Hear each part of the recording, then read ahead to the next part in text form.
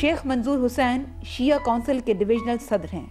वो इस बात का इहादा करते हैं कि इस वक्त तमाम मकातब फ़िक्र के दानिशवरों को सरजोड़ कर बैठने और सोचने की ज़रूरत है ताकि इस किस्म के वाक़यात में कमी की जा सके।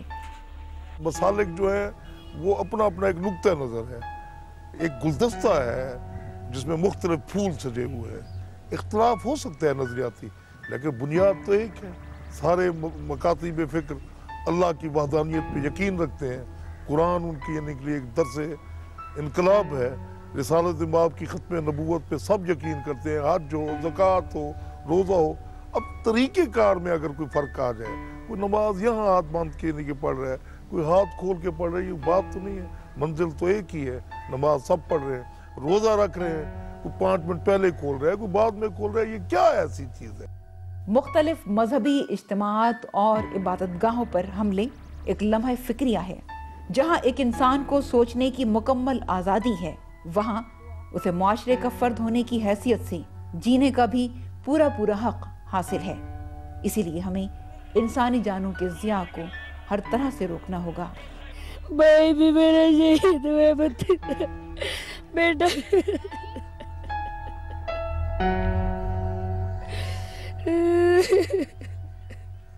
अलम लगाए तारों के साथ तो ट्रांसफार्मर फट गया है, यही है, कोई और कुछ भी नहीं है। लेकिन वो तो ब्लास्ट था। डॉक्टरों ने भी कह दिया था, शुरू में डॉक्टरों ने कहा, लेकिन जब उन्होंने औजार निकाले, बैरिंग की गोलियां थी, टूटे हुए बैरिंग थे। जो साइकिल का बैरिंग है वो फुल था और बाकी ये नहीं कि टूटे हुए बैरिंग, टोटे किए हुए थे बैरिंग के। अभी जख्मी है, किसी की टांगें टूटी हुई हैं, रही मैर पड़े हुए हैं। ये जो करते हैं ये आज के यजीद हैं।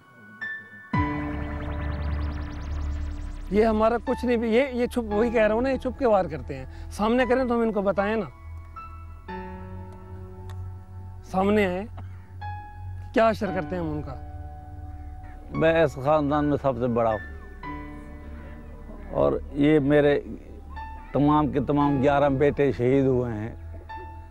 मेरे बच्चे को मैट्रिक में फैज़ के साथ तालीम हासिल कर रहे थे, उनके इम्तियाजी नंबर थे। 9th में उन्होंने अव्वल पोजीशन हासिल की। आबिद हुसैन जिसने साइंस में कुल 9th क्लास में 450 में से 427 नंबर लेकर इस डिवीज़न में फर्स्ट रहा। और उनके हेड मास्टर ने हमें बुलाया कि आपका बेटा जो है मुस्तकबिल का डॉक्टर होगा, आपको मुबारक, उन्होंने हमें मुबारकबाद दी। आतिफ हुसैन शहीद और आबिद हुसैन शहीद की वालिदा कुछ कहने को लफ्ज़ जमा नहीं कर पा रही। आवाज़ आई कि जुल्म हुआ है, जवाब भी यही मिला, बड़े जालिम है। आवाज़ आई दहशतगर्दी हुई है और जवाब मिला, उन्हें तो बहुत जुल्म थे।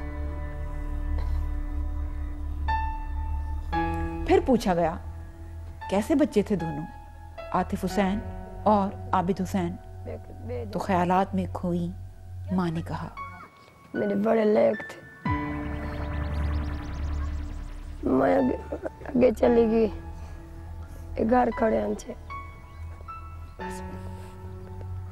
उठू थी तो घर वापस आई से मेरी बेटी भाई दी है आदि में भाई आप लुटी गए से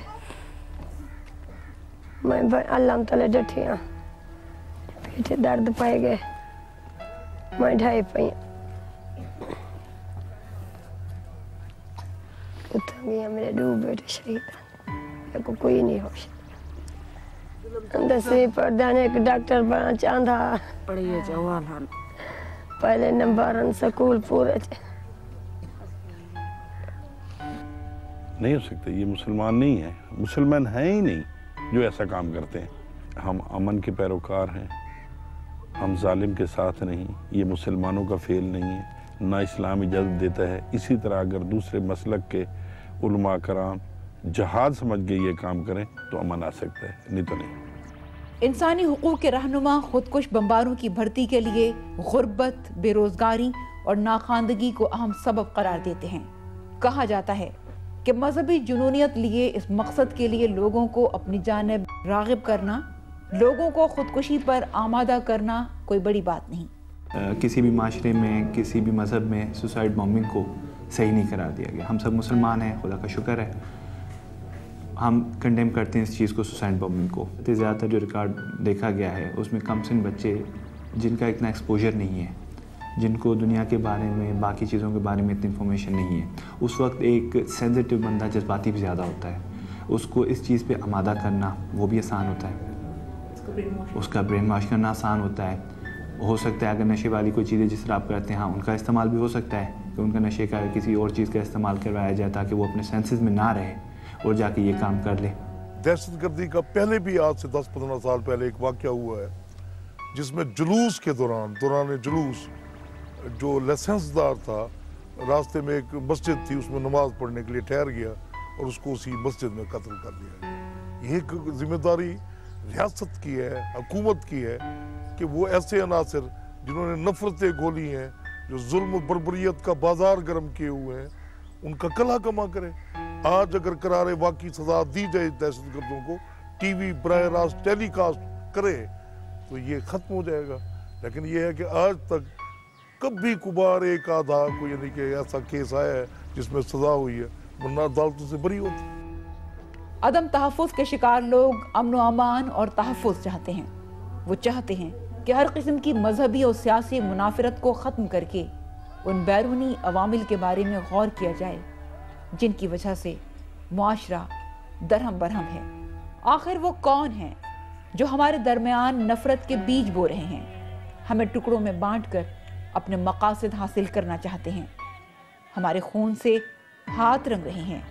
हम अपनी इबादत गाहों तक नहीं जा सकते, हम नमाज तक अदा नहीं कर सकते, हम इस मुल्क के बावकार शायरी हैं, हम इस मुल्क में रहते हैं, हम और इस मुल्क को टैक्स तक देते हैं। क्या हमारा जीना तक जो है वो मुश्किल हो गया है, उसकी वजह क्या है, उसकी रीज़न क्या है, हमें बताया जाए।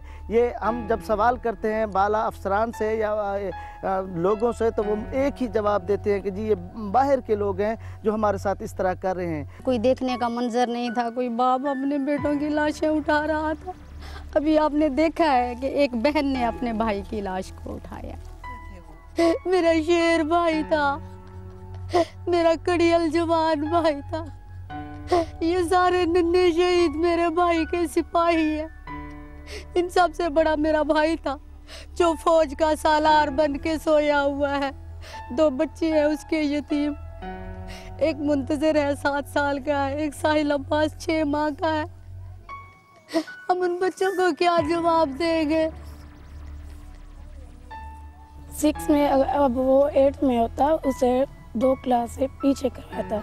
उर्दू आती थी, इंग्लिश नहीं पढ़ना आते थे, इसलिए हमने उसे 2 क्लास से पीछे कराई थी। मैंने अपनी आंखों से देखा मेरा भाई वहाँ पड़ा होता, सड़क पे मेरा बाप ऊपर खड़ा, अपनी चादर उसने डाली, कंबल, और कोई नहीं था। हमारे चाचू और मेरे अब्बू थे, ये 2 7 लाशें उठाने वाले सिर्फ 2 थे, कोई और नहीं था। शायद हम पे बहुत जुल्म हुआ है। एक ही खानदान के 11 अफराद को बिलाखिर सुपर्द खाक किया गया और हर आंख अश्कबार हो गई। नन्हे अब्बास के वालिद अपने बेटे के गम में रंजीदा हैं। मैंने कोई बददुआ नहीं की, मैं यही कहती हूँ बेटा, क्या तेरे कातिल की कोई औलाद नहीं थी जो तुझे इतना बेदर्दी से शहीद किया है? मेरे बेटे का पूरा सर देखा।